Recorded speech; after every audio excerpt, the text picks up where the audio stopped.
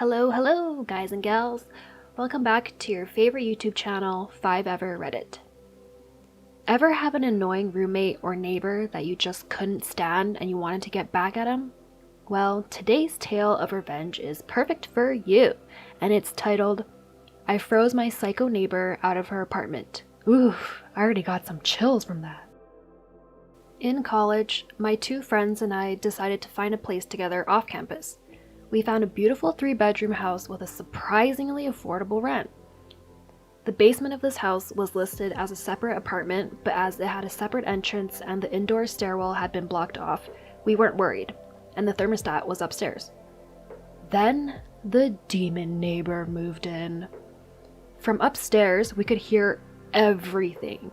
This adult woman would call her mother and scream at her to pay for her cell phone bills and give her grocery money, aka Taco Bell and cheap tequila.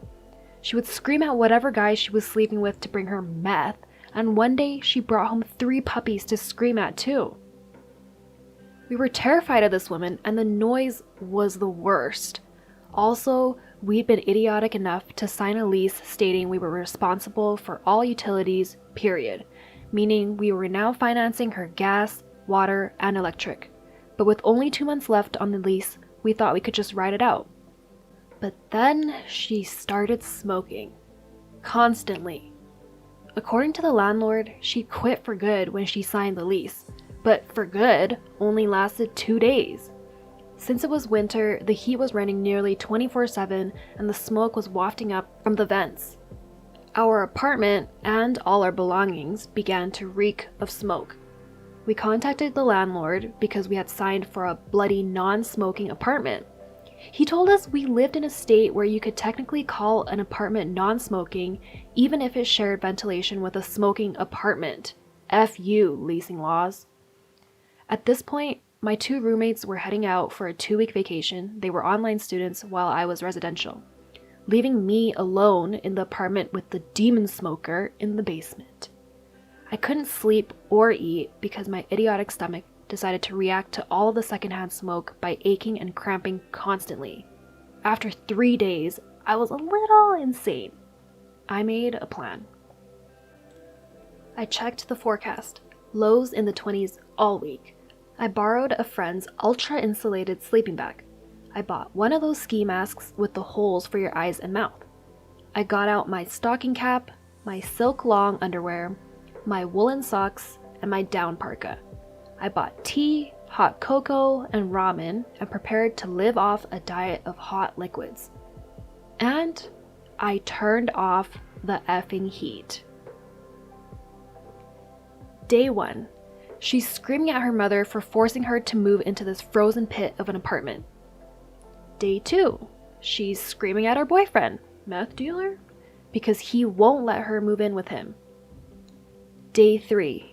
She's screaming at the landlord about how she's effing freezing. Day 4.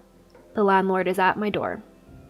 I greet him in full ski mask, parka, stocking cap array, looking like I'm heading out to rob Santa Claus at the North Pole. He asks me if I find it a little chilly in the house. I replied that I found all the cigarette smoke a little warm. Day 5. She's screaming about the bee upstairs to anyone who will listen, and I'm sitting upstairs, clutching my car keys and my pepper spray, with 911 typed into my phone. She finally decides she's leaving and moving in with Greg, even though he just got out for stabbing Travis, and he lives in that creepy house in the woods with all those asshole-biting dogs.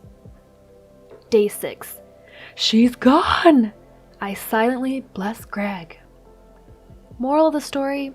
There's a bloody reason the rent seemed too good to be true. P.S. For those wondering, I did have a friend who worked plumbing stop by to give me some advice about how low I could go before I burst the water pipes to hell and back. I mean, for cheap rent and all she had to deal with was a psycho neighbor living downstairs, why not? Student loans ain't gonna pay themselves. As always, hope you guys enjoyed this tale of revenge as narrated by yours truly.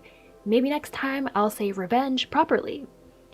Drop us a like if you enjoyed this and send us any stories you'd like us to record.